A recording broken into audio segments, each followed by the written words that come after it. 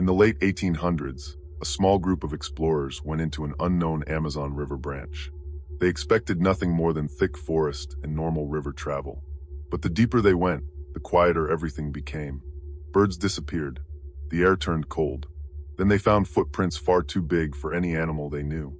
By the time they understood what kind of valley they were entering, something was already watching them. So before we continue, please make sure to subscribe and let us know where you're watching from. Thanks. I first heard about the valley from a trader in Balem, a man with a damaged ear who always looked behind him when he talked. He said there was a cut in the forest far upriver where the ground rose like a wall and the air stayed cool even at noon. He called it the Green Hollow. He wouldn't say why he went there, only that he had seen tracks too big for any tapir and too deep for any buffalo. He drew them and spilled rum on the table. 3 long toes, a heel shaped like the front of a boat, and a mark at the back that looked like a claw dragged in the mud. I was 27 then, working as a hired helper for an expedition led by Captain Alvaro da Silva, a Portuguese officer sent inland to map river branches and find rubber trees for future harvesting. We weren't a big group, only 8 men with 2 canoes, a month of dried food, a small box of trade items, and a bundle of paper that the captain kept dry more carefully than he protected his own skin. We had one local guide, a quiet man named Iue, who spoke Portuguese in short sentences and watched the water like it might rise and swallow him whole. He was from a village on the lower Xingu and had joined us for a musket, a salt block, and the promise that we wouldn't go beyond the places his elders called forbidden. Captain Alvaro wasn't cruel, but he carried his pride like a weapon. He had a thin face, a trimmed beard, and a way of talking to men as if he were doing them a favor by letting them breathe. Still, he knew the river, and he paid on time. Beside him traveled Brother Tomas, a Dominican priest who said he wanted to visit scattered missions. He brought a worn Bible, a medical kit, and a steady voice that could calm rough men without raising it. We had 2 rubber men from Santrum, Rui and Matias, both thin and loud, who laughed at fever until it came for them. There was Lorenzo, a cartographer with ink-stained hands and a cough that never left. There was Bento, a cook and boatman, who had spent half his life on water and claimed he could smell storms before they formed. And there was me, João Ferreira, clerk by trade, rifleman when needed, and the one given the job of keeping the daily journal and counting supplies. We left at first light in the season when the river was beginning to drop. The banks were still soft, but sandbars showed their pale backs in the bends. The forest pressed close, thick with vines and wide leaves, and the air stayed wet enough to make every shirt stick. We paddled in shifts, staying in the center channel when we could, and pulling into shade at midday to let the worst heat pass. At night, we dragged the canoes onto a beach or a fallen tree, set up hammocks between trunks, and built a small fire that smoked more than it burned. The captain wanted speed, but he also knew that men who collapse on the river go nowhere. For the first week, nothing unusual happened except the normal parts of an Amazon journey. Mosquitoes thick enough to make breathing hard at dusk. Ants that found any crumb you dropped within seconds. A black caiman that drifted near us one evening, its eyes like wet stones in the firelight. We traded with 2 small villages. In one, the elder offered us smoked fish and warned Iue quietly. I heard my name and the word hollow in their language. Iue kept his face still, but later when we were alone, he said, "Old path. Bad place. Not for walking." Captain Alvaro asked him what he meant. Iue only shook his head. "Grandfathers say rivers are quiet, forests they're quiet, then loud." That was all. On the 9th day, we turned into a narrower side river that the captain had marked from an old map. The water there moved slowly, and the trees leaned over it, turning the river into a long tunnel of shade. The birds were fewer. The sound of insects lowered as if someone had shut a door. Bento said the air felt wrong. He said it without laughter, and I watched him rub his arms as if cold. We had a better time in the darkness because the shade protected us. Still, the river became harder to read. It split into side channels and dead ends. Twice we had to go backward. Iue chose our way by signs I couldn't see. A certain bend, a drift of foam, a tree struck by lightning years ago. He never hesitated, yet his shoulders stayed tight. That afternoon, Lorenzo called out from the back of the lead canoe and pointed to the bank. At first, I saw only mud. Then I understood why his voice had gotten thin. There were footprints along the edge where something had walked when the ground was still wet. They weren't fresh, but they were clear. Each was longer than my forearm and deep enough that water pooled in the center. Three toes spread wide apart, ending in rounded points. No claw marks like a jaguar. No drag marks like a man pulling a load. The distance between them was long, longer than any animal I knew. Rui stepped out to look closer, sank to his ankle, and cursed. He held his hands to the print as if to measure it. "That's from a man on stilts," he said, trying to smile. Nobody laughed. Brother Tomas crouched to look at the edges. "Not a tapir," he said. "Not a man." He looked up at Iue. "Do your people know this animal?" Iue stared at the forest behind the tracks. "We do not hunt it," he said. Captain Alvaro straightened and brushed mud from his boot. "There are animals here no scientist has named. That's why we came." He sounded pleased the way he did when the river bent in his favor. "We keep moving." We camped early that night on a strip of raised ground. The trees there were tall and had few low branches, which made it easier to hang hammocks. Still, the place felt open. No frogs called after sundown. The usual night sounds didn't come. The river slid past without its normal noise. I put down my pen twice because the silence pressed on me like a hand. After we ate, Matthias pulled out his rosary and said a prayer for safe passage. Rui mocked him softly, but his voice had no spirit. Lorenzo sat with his map across his knees and didn't draw. Bento kept going down to the river to look at the water, then coming back without speaking.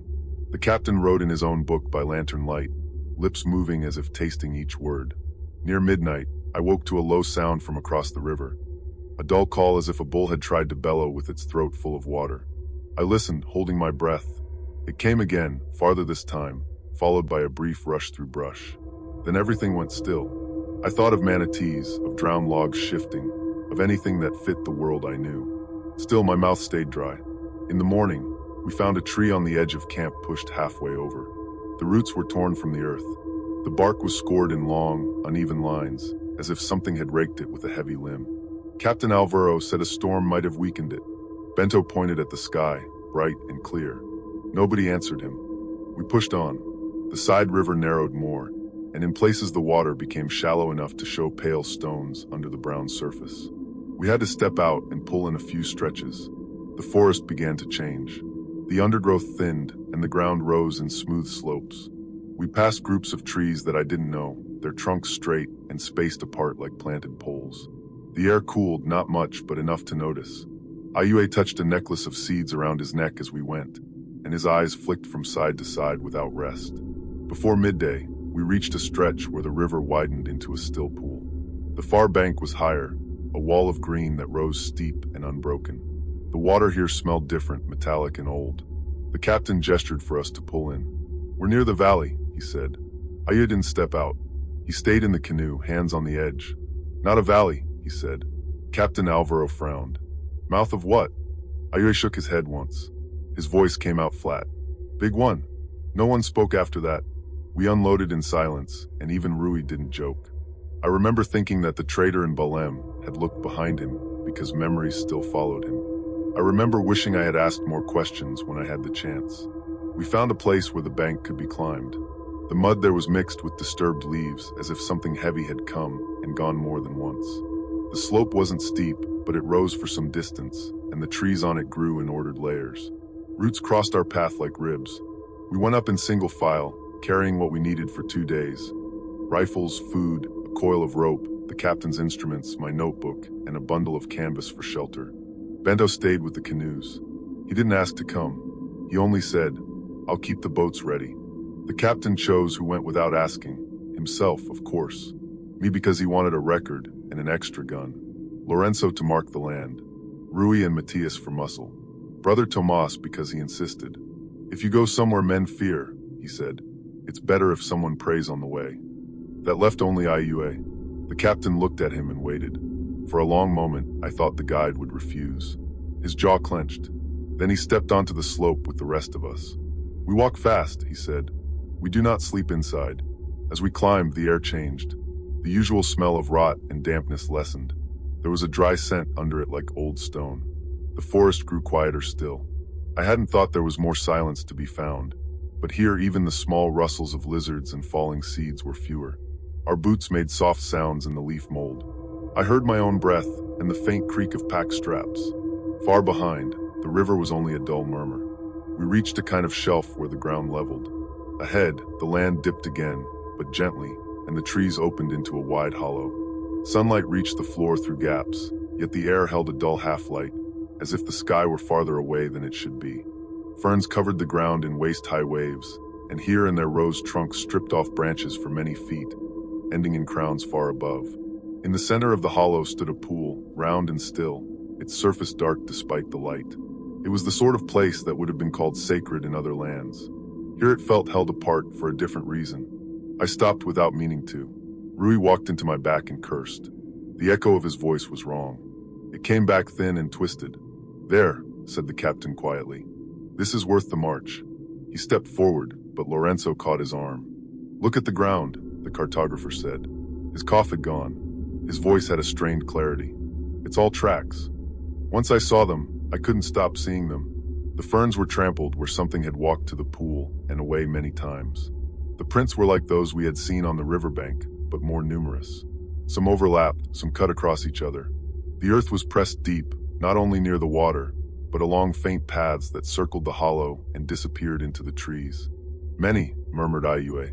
Sweat ran down his face, though the air here was cooler than below. "Not one." Matthias spat on the ground. "So they come to drink. All animals do. We take our notes and go." His words were bold, but he gripped his musket in both hands. Brother Tomas knelt by one of the impressions, not close enough to step in it. He traced the edge without touching. "No one will believe this in Lisbon," he said. "They'll say it's a trick or that we lost our minds." "They'll believe my maps," said Lorenzo. "They always believe paper before voices." He looked around. "If I live to draw it." The captain turned to me. "Write exactly what you see," he said. "No more, no less. If we return, this will bring us backing for a full expedition, perhaps even a proper road." I opened my notebook with stiff fingers and began to record the dimensions and patterns as best I could. While I wrote, the thought crept in that we stood in the center of something we didn't understand, marking it with our scratches, as if that gave us any right. I pushed the thought aside. I had work. We moved along the edge of the hollow rather than crossing it. The captain wanted to see where the tracks went. They led away between two stone outcrops half hidden by roots. Beyond that gap, the trees grew thicker again, but the ground showed a steady line of disturbed earth, flattened plants, and snapped branches at the height of a man's chest. "Something large passed here often, always along the same route," said Rui under his breath. "It has a den. Everything that eats has a den." He looked back toward the way we had come. I realized he had been counting how many steps lay between us and the river. "What do your people call this place?" asked Brother Tomas in a low tone as we walked. He spoke to Ayue without slowing. The guide hesitated. "Old mothers say there's a path in the forest where the ground remembers the time before." He paused. "They say sometimes it opens and sometimes it closes. When it opens, big ones walk. When it closes, big ones sleep and dream." "That's not a name," said the captain. "It's all they say," replied Ayue. "And these big ones," the priest pressed gently, "are they animals or spirits or something else?" Ayue's eyes stayed on the ground. "If they're spirits, they leave heavy feet." We walked on. The path of damage led us gradually downward. The air grew cooler still, and beads of water formed on moss that clung to exposed stone. I felt a tightness in my chest that wasn't from the climb. It reminded me of being a child and wandering too far into mangroves, then realizing that every direction looked the same. I kept close to the others and checked the priming of my rifle more than once, though I knew it changed nothing. We found the first dead animal near a low ridge. It lay half hidden under fronds, its body already swollen and rotting. It had been a capybara once, a heavy one. Now half its body was missing. The remaining hide hung in torn strips. Bones showed through broken flesh. The ribs that remained had been snapped, not cut or gnawed in the way I had seen jaguar kills. They were crushed inward. The spine bent at an angle that made my own back hurt to look at it. Flies rose when we approached, a dull humming cloud. The smell hit us like heat. Matthias gagged and turned away. Rui covered his mouth with a sleeve. Brother Tomas crossed himself almost by reflex. "Jaws are too wide," he murmured. "No cat does that." "Don't touch it," said Lorenzo. No one argued. He noted its placement and the direction of the drag marks that led from the path to the body. Whatever had killed it had pulled it there in one effort. The tracks around the dead animal had blurred into a churned mess, but a few remained clear. One print overlapped the capybara's head. It dwarfed it. "We've seen enough," said Rui. "We know something big eats here." The maps will show the hollow. We're going back now. The captain's jaw set. We haven't seen it. If we're to convince anyone that this is worth more than a story to frighten children, we need more than dead animals and holes in the ground. He looked ahead. We go as far as the next rise. Then we'll judge. Maps won't matter if men die, said Iue. It was the sharpest thing I had heard him say. His voice didn't rise, but there was a hard edge in it. Big ones don't care about paper. I watched the captain weigh his pride against that warning. For a moment, I thought he might give in. Then he said, "We'll keep to the trees. We'll stay quiet. If there's danger, we turn at once. I won't go back to Belem with nothing but fishermen's tales." He moved on. The rest of us followed because turning alone in that place felt worse than continuing with the group. My legs felt heavy. Each step forward felt like a small promise that I didn't want to make. As we neared the rise, the light dimmed further, though the canopy hadn't thickened much. A bank of clouds must have crossed the sun, but we couldn't see the sky from where we were. The air cooled to a level that made my skin prickle.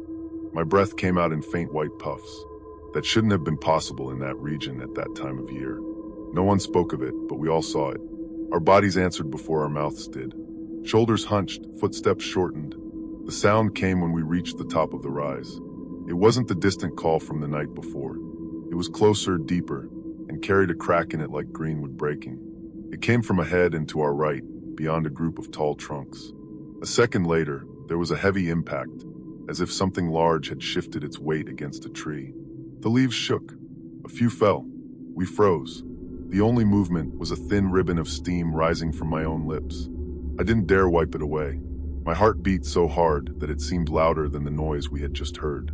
"Stay low," whispered the captain. "No sudden moves. We see first. We don't fire unless there's no other choice." His voice, usually sure, had roughness at the edges. He gestured, and we moved off the path into thicker cover. Branches brushed our clothes. The ground there was spongy with old leaves. I felt each sound I made was a mistake. We advanced in a slow arc toward the source of the noise. We reached the last line of trunks and stopped. Beyond them, the land fell away into another low area. There was a clearing at its center. The ferns there were flattened in wide loops like the marks left by logs rolled again and again. At the far side of the clearing, half in shadow, something moved. At first, it was only a shape behind plants. Then it stepped forward. I had seen drawings in foreign books of creatures that no longer lived, found in stone far from the Amazon. This thing was like those pictures made real and breathing. It stood on two powerful legs that ended in wide feet with 3 forward toes. Its body was thick and muscled, the skin a dull brown-green marked with darker patches. A long tail balanced behind it, swaying faintly. Its body rose higher than a man. The head jutted forward on a thick neck, with a snout full of cone-shaped teeth that showed when it opened its jaws partway. 2 small eyes, dark and set forward, scanned the clearing. It exhaled once. The breath left its mouth in a visible rush in the chilled air. Its gaze passed across the ground, slow and careful, as if it searched for where it had last fed. The creature lowered its head toward a patch of disturbed earth near the center of the clearing. It sniffed, moved a step, and sniffed again. Each breath it released turned to faint vapor. I watched the steam drift upward before thinning into the air. My hands shook on the rifle. I forced myself to loosen my grip so the barrel wouldn't rattle against the stock. Rui's mouth hung slightly open. I caught a glimpse of his lips trembling. He leaned until his shoulder touched mine, not because he meant to, but because his balance had gone weak. Matthias kept both hands locked around his musket with his elbows pressed tight to his sides. His face looked drained, and his breath came shallow. Lorenzo had his head tilted, studying the creature with the rigid focus of a man who wished he could draw without making noise. Even Brother Tomas had gone completely still. His fingers rested on the small wooden cross around his neck, not clutching it, only holding it as if its familiar weight steadied him. The creature stopped over a patch of soil and pressed its snout into it. It pushed aside loose leaves with short, purposeful thrusts. A moment later, it exposed a half-eaten dead animal. Not the capybara we had seen earlier, something smaller, perhaps a monkey. It had been torn apart and partially buried. The beast nudged the remains with its nose, then took hold with its jaws and lifted it easily. The bones cracked with a wet sound. The creature chewed twice, swallowed, and then lifted its head again. It looked in a direction that made my stomach drop, straight toward the line of trees where we knelt. I felt the weight of that gaze as if a rope had tightened around my chest, but it didn't focus. Its eyes slid past us. It listened. A distant thud echoed faintly. I recognized it a second later. Bento shifting one of the canoes below. We were farther from the river than I had realized, yet the sound reached us. The creature turned its head more fully, facing the direction of the river. It let out a short grunt. Its tail stiffened. "Don't move," the captain whispered, barely shaping the words. Something in the clearing changed. The air, already cool, seemed to settle. The creature let the dead animal drop. It took 2 steps toward the sound's direction. Its posture tightened. The way its weight shifted reminded me of hunting dogs when they caught a scent and prepared to run. But it didn't run. It froze again, tasting the air with shallow breaths. Then a second sound came from our left. A faint crack of a branch underweight. Not from the creature. Something else in the trees near us. Ayue stiffened before anyone else did. His head turned slightly. His hand hovered near the knife at his belt. His eyes, which had been locked on the creature, narrowed slightly at the shape moving just beyond our sight. I heard a soft drag across the leaves. Another drag. A muffled step. Then silence. The creature in the clearing reacted instantly. It swung its head away from the river and toward the trees near us, the exact direction of that second noise. It made a low sound, deeper than its earlier calls. Its muscles bunched. Its tail lifted slightly off the ground. "Something else is here," I whispered without meaning to. The captain shot me a glare, but he didn't contradict it. His face had gone pale. The creature stepped closer to our line of trees. The ground trembled faintly under its weight. I felt the vibration through my boots. It sniffed again, louder this time, drawing air through its nostrils with a rough pull. The smell of its breath drifted to us, dry, sour, and strange. There was no rot in it, no blood. It smelled like old stone and something mineral. Another sound came from the left, this time clearer. A movement through brush, slow but heavy. The creature leaned toward that direction. Not toward us, toward whatever else moved out there. Matthias mouthed a single word. "More." I didn't answer him. My throat felt tight. My thoughts came in broken pieces. It had never occurred to me that there could be more than one. But the tracks, the size of them, the frequency of paths, they all pointed to more. A sudden shift in the plants sent a shock through me. The leaves about 20 paces left of us shook. Something large pushed them aside, moving parallel to our hiding place. I couldn't see its shape, only the disturbance it caused. The forest seemed to bend around it. The creature in the clearing made a rough sound, something between a warning and a challenge. It took a few steps toward the trees, placing itself between the noise and the dead animal behind it. Its posture looked defensive. That alone unsettled me more than any direct threat could have. Whatever approached wasn't prey. The brush parted a little more. I glimpsed a bulk of dark gray-brown skin before it vanished again behind trunks. The movement was steady and slow. Not sneaking, not fleeing, advancing. "Back," whispered Ayue. "Quiet. Slow." The captain hesitated. Pride and fear fought across his face. At last, he nodded once. We began to retreat inch by inch, keeping to low positions. Each step felt like it carried the weight of a shout. My muscles are cramped from holding tension. Rui's boot slipped on a patch of moss, and he caught himself on a root. The slight thump his hand made sounded enormous to me, though the creatures didn't seem to notice. The creature in the clearing growled, a sound so deep it felt like pressure in my ribs. It took another step toward the approaching shape, then another. The two unseen forces in that space seemed aware of each other, but not yet in conflict. We moved back until the shapes in the clearing became faint through the trunks. We didn't turn to run. None of us dared. We withdrew the way a man pulls his hand from fire, slow enough not to draw attention, fast enough to escape the pain. Only when the clearing was fully out of sight did the captain gesture for quicker steps. We moved as one, stumbling down the path we had followed earlier, each of us watching every shadow. I checked behind us more times than I could count, expecting the ground to shake again. When we finally reached the slope above the river, the air warmed. The faint breath cloud stopped.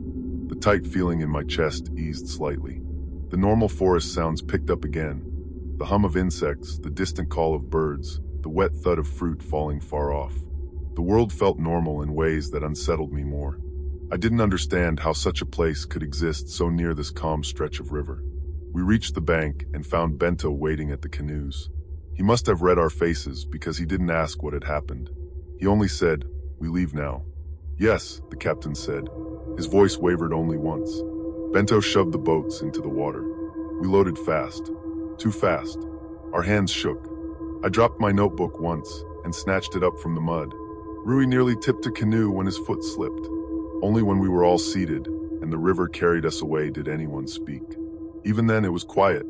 "What did you see?" Bento finally asked. His eyes stayed on the water ahead. He didn't look back toward the hollow. "There are animals in that valley," the captain said. "Two. At least two. Large enough to topple trees. They walk on two legs. They kill anything they find. They guard something there. We cannot return." That was the first time I had heard him say we couldn't do something. Ayue spoke next. "We leave this river," he said. "Not tomorrow.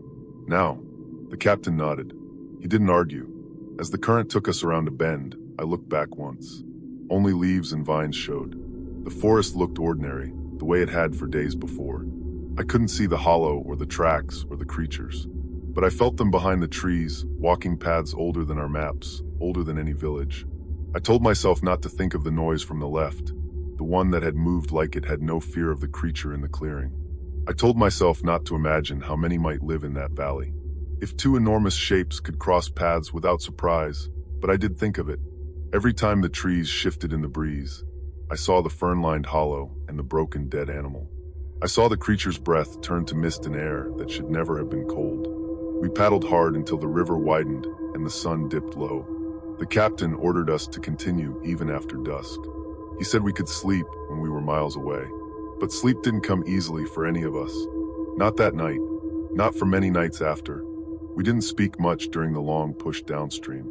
The river pulled us along faster than on the way in, and our paddles struck the water with quiet, steady movements. Everyone worked with a tense focus, as if pausing too long would let something catch up.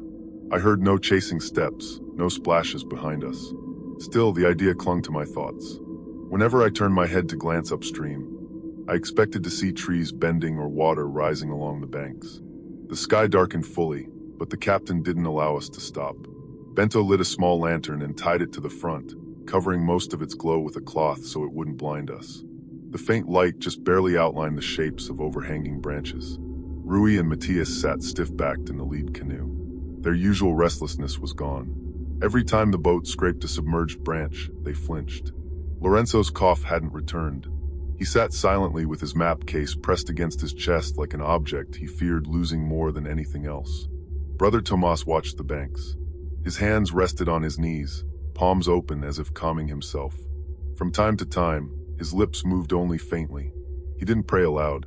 I think he didn't want to draw attention from anything that might still listen from the trees.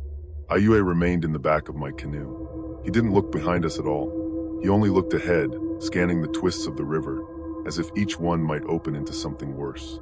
His expression had changed. The usual watchfulness in his eyes had turned into something harder. Not fear, something closer to certainty, as if he had expected this possibility and now saw proof of it. We pushed on until the sky gave only a thin band of stars above the canopy. My arms ached from paddling, but I didn't dare ask for a stop. The captain must have felt the same exhaustion because he finally allowed us to pull into a narrow bank where the trees grew close, but not thick enough to hide anything large. We dragged the canoes up quickly.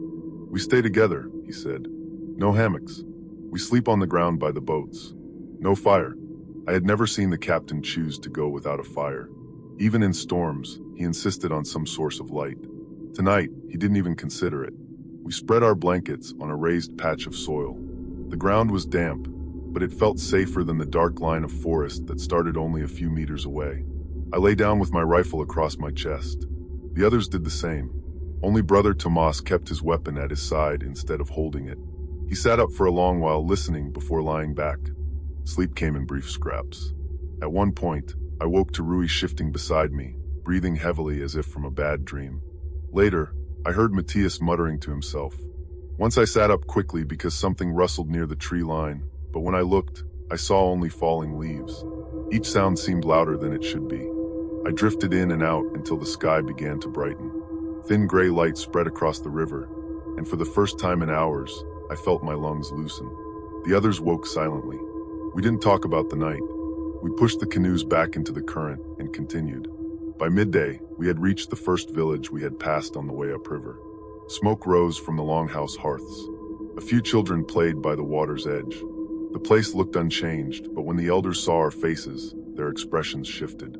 They exchanged glances among themselves. The oldest among them, a man with long streaks of white in his hair, approached as we pulled in. He studied each of us. His eyes lingered on Iue, then on the captain, then on me. "You crossed the wrong place," he said in Portuguese. His voice was even, not accusing. He spoke as if reciting something that had been said many times before. "Not all who cross return. We're leaving this river now," the captain replied. His tone was respectful in a way I hadn't heard from him before. "We won't go that way again." The elder nodded. "That's good." His gaze shifted to the forest behind us. "Old things wake when the door opens. They walk until the door closes again." "What door?" Matthias asked quietly. The elder shook his head once. "The one between this time and another. The forest has many layers. Some are thin, some are thick. When a thin place tears, those who once lived here walk again until it heals." Ayue said something like that, I murmured. The elder gave him a short look, but didn't speak further. Instead, he gestured for us to come to the central longhouse. The captain thanked him but declined. He only asked for water and dried fish for the trip downstream. The villagers provided it without question. As we prepared to leave, the elder approached me directly. He placed a hand on my shoulder.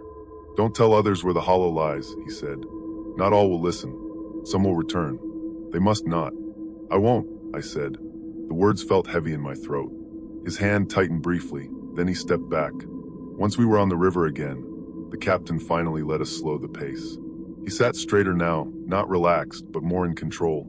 Fear hadn't left him, but he had regained the part of himself that needed to plan, to lead, to decide what our journey meant. "We need to agree on what we bring back," he said. "Not lies, but not a story that will send fools marching into that valley." Rui snorted quietly. "Who would return after what we saw?" "Men with money," the captain said. "Men with pride. Men who want glory." Silence followed his words. We all understood the truth in them. As the afternoon continued, the river widened further. The trees thinned. We began to see the sky again. The heavy feeling in the air faded. I heard more birds, normal calls, familiar rhythms. For the first time since entering the side river, I believed we might actually leave that region behind. Later, while the others rested in a patch of shade, I walked a little way along the bank to clear my head. The forest here looked ordinary. The ground was soft. The insects swarmed in noisy waves. Yet everything I saw carried a shadow of memory. A broken branch made me think of crushed saplings in the hollow. A cluster of drag marks in the mud made me stop and examine them, even though they turned out to be nothing more than a turtle's track. I tried to place the valley in my mind, but it resisted being framed like normal geography. It felt like something out of joint, something that existed only under certain conditions and could vanish just as easily. That thought should have comforted me, but instead it troubled me. If it could vanish, could it also appear somewhere new? By sunset, we reached a wider bend where the river met a larger channel. Bento steered the canoes toward the middle. The water there was deeper and calmer. As night fell, we set up camp on a broad sandbar. This time, the captain allowed a fire, a small one enough to cook, but not enough to shed bright light far into the trees. We sat close around it. The warmth felt comforting in a way I had never appreciated before. "Do you think there were more?" Rui asked suddenly. His voice was low, but the question came out sharply, as if it had been waiting too long. "Yes," said Iue. He didn't look up from the fire. "Many paths, many scents, more than two. Do they ever come out of that hollow?" Matthias asked. "No," Iue replied. "Not unless the door opens too wide." The captain looked at him. "How wide was it when we entered?" Iue thought for a moment. "Too wide." Nobody spoke for a long while after that. We slept in shifts. The first watch was mine and Rui's. We sat facing the dark line of forest. I listened closely for any unusual sound. The night passed with nothing more than insects and frogs. At one point, a tapir splashed in the distance. The normalcy felt strange. By dawn, we were on the move again. The river carried us far from the side river, and by midday, the air felt fully normal, warm, heavy, predictable. When we reached the last stretch before the main river, the captain finally let himself breathe deeply. He removed his hat and held it in his lap. "We'll deliver our maps and findings," he said, "but not the path to that place. We'll say the area is too dangerous," Lorenzo added. "Unstable ground, impassable terrain, enough to keep the curious away." "That won't stop everyone," I said. "No," the captain agreed. But it will stop many. As the sun dipped low, we saw smoke from a distant trading post. The sight brought relief. It marked the first sign of the world we knew. But even then, even with the river wide and harmless, even with familiar landmarks returning, a small part of me kept listening for a distant crack of branches or a heavy step in the undergrowth. We reached the post at full dark. Lights glowed from the windows. Men laughed inside. The normalcy of it unsettled me almost as much as the hollow had. Everything looked unchanged, but we weren't the same men who had left this river days earlier. We stayed the night inside the small hut given to travelers. While the others settled in, I sat near the doorway watching the river. At one point, when the fire inside had burned low and the night wind stirred the leaves, I thought I heard a distant call, deep, throaty, barely audible. I told myself it was only wind shifting down the channel, but I didn't sleep for a long time afterward. When morning came, the world looked normal again. Birds called, men loaded goods. Canoes moved along the water with the usual clatter of paddles. We joined the current that would take us back toward Belém. I placed my notebook inside a sealed pouch and told myself I would write only the details that wouldn't lead anyone back to that hollow. Yet as we traveled, the memory of the creature standing over the dead animal remained as clear as if it had been carved into my thoughts. Its breath, its posture, the shift of its weight, all of it stayed with me. And the other shapes in the trees stayed with me too.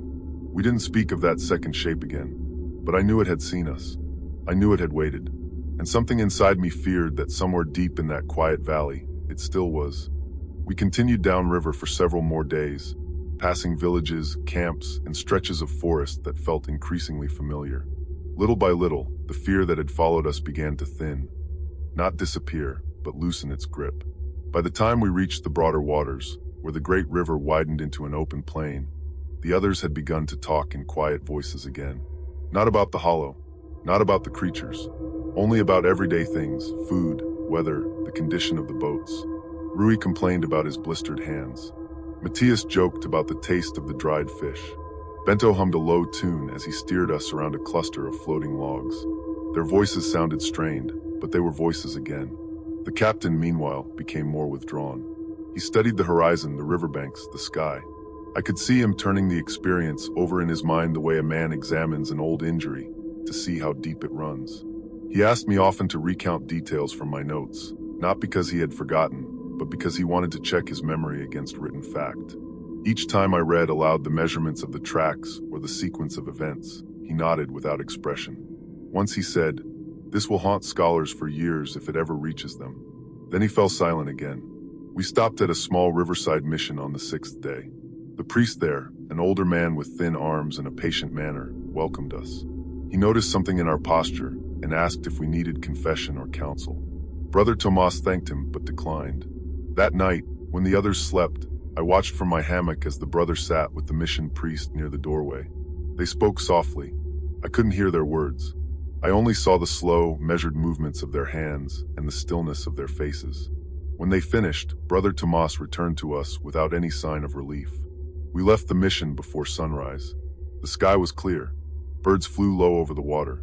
The forest on either side looked unchanged since before our journey to the hollow. Yet each time a branch snapped or a shadow shifted, my heart tightened.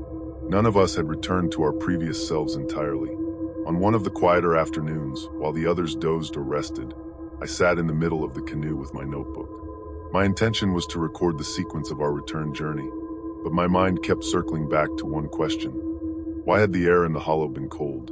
The creatures themselves explained many things: the tracks, the torn dead animals, the silence of the forest. But the cold couldn't be explained by anything I understood about the region. Tropical valleys didn't grow cold enough to release clouds of breath. Ayue had spoken of layers of time in thin places in the forest. I had dismissed it at first, but the memory of the cold stayed with me more strongly than any story could. I closed my notebook.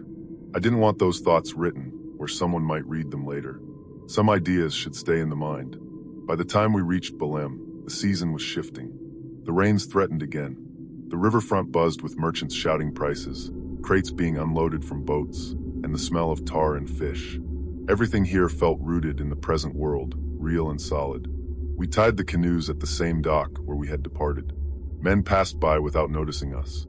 For a brief moment, I looked at the crowds and wondered how many of them would ever believe what lived deep in the forest upriver. How many would laugh? How many would try to find it? As we unloaded our gear, the captain gathered us around. His voice was calm, controlled. "We write separate accounts," he said. "Mine for the ministry, yours for yourselves." But none of us named the location of the hollow. Rui frowned. "We're lying by leaving things out.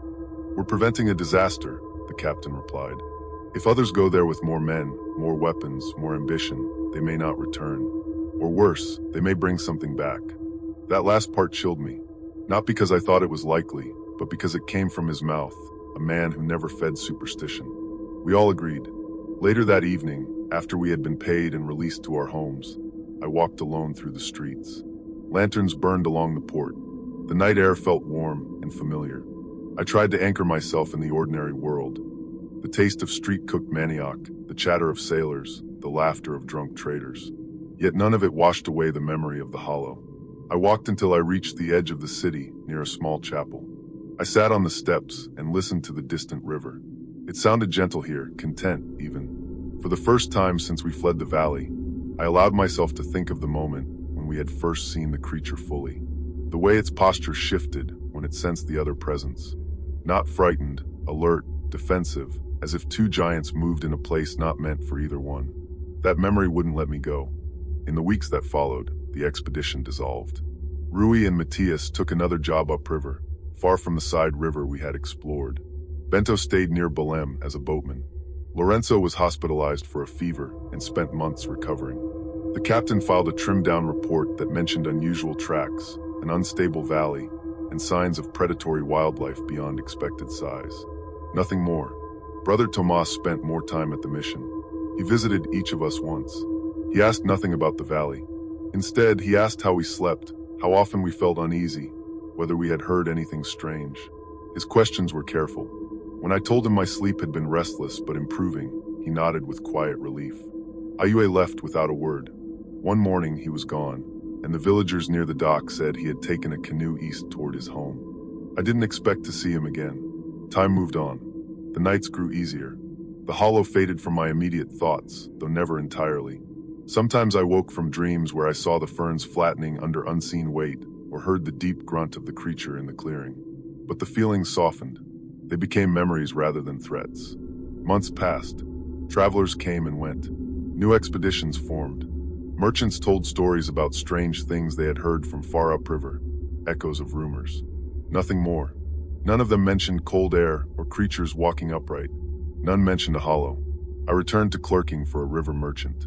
Ledger work, counting crates, organizing shipments.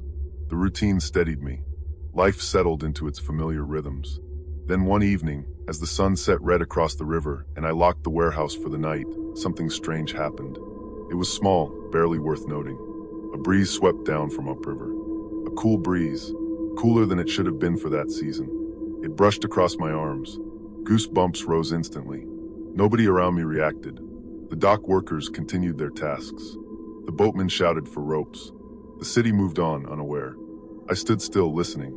The breeze faded. The warmth returned. But for that one moment, the air had felt wrong. A memory came back sharply. The way our breath had clouded in the hollow, the unnatural chill that clung to our skin. I closed my eyes. When I opened them again, the river looked ordinary, calm, wide, harmless. I breathed slowly. Maybe the breeze meant nothing. Maybe it was just a draft from a passing storm upriver. That's what I told myself as I walked home. But I knew what I felt. The forest keeps its secrets. The hollow is far away. The creatures are farther still. Yet sometimes when the wind shifts in just the wrong way, I remember the elders' words. Old things wake when the door opens. And I can't help but wonder if the door ever fully closed.